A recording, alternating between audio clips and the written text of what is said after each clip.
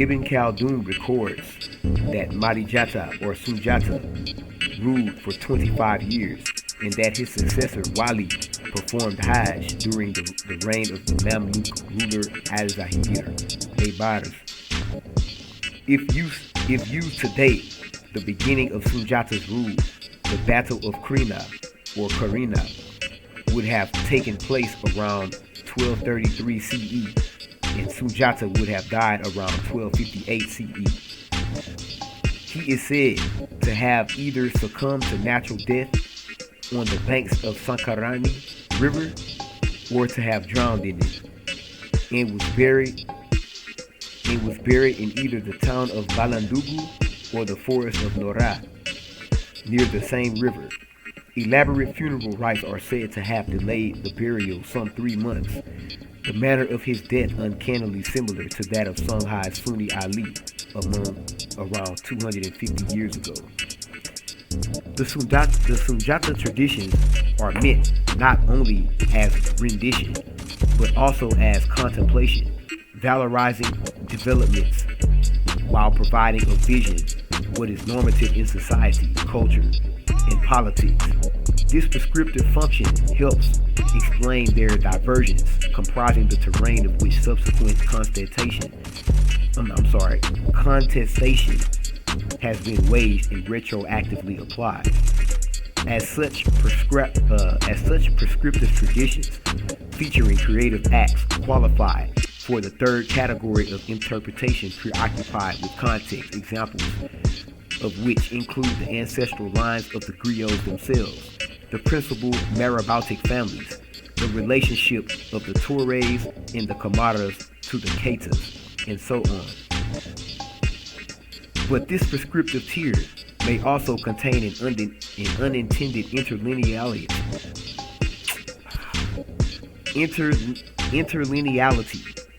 between certain creative acts. Although performed and recorded for didactic purposes, these acts could reveal something of actual historical import, qualifying for the second category of plausibility. A major instance of interlineality concerns the status of Smiths through which Mande society can be observed in historical process. In presenting the Sunjata-Sumaoro conflict as an allegorical reflection of tensions between Smiths and rising mercantile community allied with warriors, and thus economic technological transition in the 13th century Savannah Sahel, scholars have already made the point that these accounts reveal something about evolving relations. Generally speaking, Mali's rise was predicated on Sahelian commercial expansion deep into the savannah, driven by slaving and the discovering of a new source of gold at Bure. Further consideration of the Smiths, however, leads to another hypothesis that the era of Sunjata was one in which social relations were in negotiation. Sumaoro may have been a Smith, but so was Fakoli Koroma. So was Fran Kamara, and both Fakoli and Fran Kamara become indispensable to Sunjata as generals and governors. In this way, rather than conflict between social strata, war between Sunjata and Sumaoro is more emblematic of open-ended processes. In subsequently prescribing what is normative, therefore oralists may actually reveal social relations in formation as historical developments. The story of Sumaoro is particularly instructive, emerging from a servile status, referred to as the slave of Da, apparently the ruler of Ghana or Wagadu. His Kente lineage was the product of servile estate in Wagadu, where toward the end of the Sise dynasty, privileged slaves established their own authority. Sumaoro rises as a powerful and independent ruler of Susu, as well as the son of a leading blacksmith. But he is both without obvious contradiction, mirroring the conjoined reality of Frank Kamara of Tabon.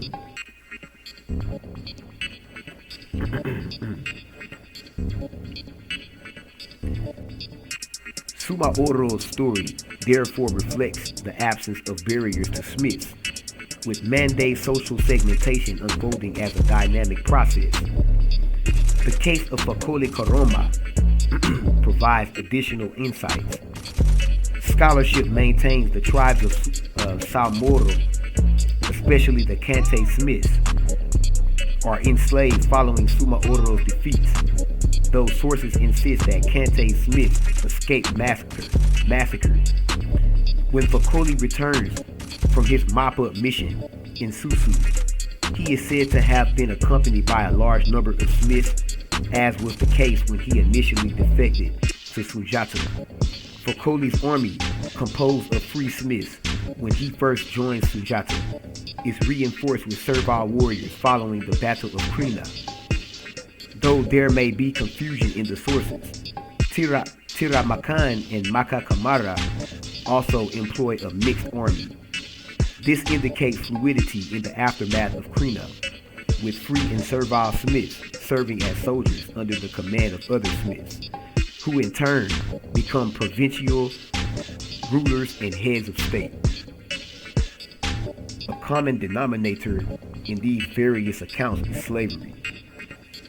If, as speculated, a reimagined social order was in part fueled by an expanding slave trade, the critical questions would have included: who could be targeted and who is to be defeated? The key criterion would have turned on Mande identity. Sunjata and Mali's origins are at the center of an involved discussion of sources and method. This chapter re-engages with materials long deemed of little historical value, but of forensics that tiers the orator into categories of high probability, plausibility, and relational context, opens new vistas. Through such an approach, the decentering of women in the scholarship can be mitigated, if not reversed. Such layering of testimony is critical to uncovering Mali's imperial transformation, and more important than whether it was completed under Sunjata is the subsequent deployment of his person and period as vehicles of authentication. Perhaps the most poignant example of this is Sunjata's exile, for which issues of historicity fade in comparison with its purpose as charter for central and provincial power. Similarly, the conquest of the Susu, though highly probable, also establishes the basis for Mali's enduring regional claims. The traditions also contain key insights into early Mali's relationship to Islam, evincing a careful balancing act between ancestral and Islamic practices and forces. As such, the key to celebrate descent from Mamadi Kani as much as from Bilal bi Rabah and the Dalima Sigi is as generative as the Hajj. Islam's role at Imperial Mali's beginning is therefore limited. Oral accounts of Matan Khan Fatah praying at the masjid, or Sunjata's exchange of the garb of a Muslim for that of a hunter, if anything, demonstrate an accommodation between Islam and ancestral religion. The oral compass, or the oral corpus, is to replete with sorcery and sacrifices that include those of Fakoli, leader of the Komo, society of Smiths dedicated to non-Islamic practices.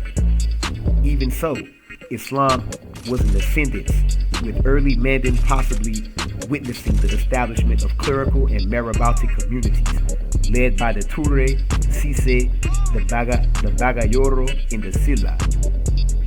As the next chapter demonstrates, Islam would only grow stronger, ushering in an era of cosmopolitanism never before witnessed in the region.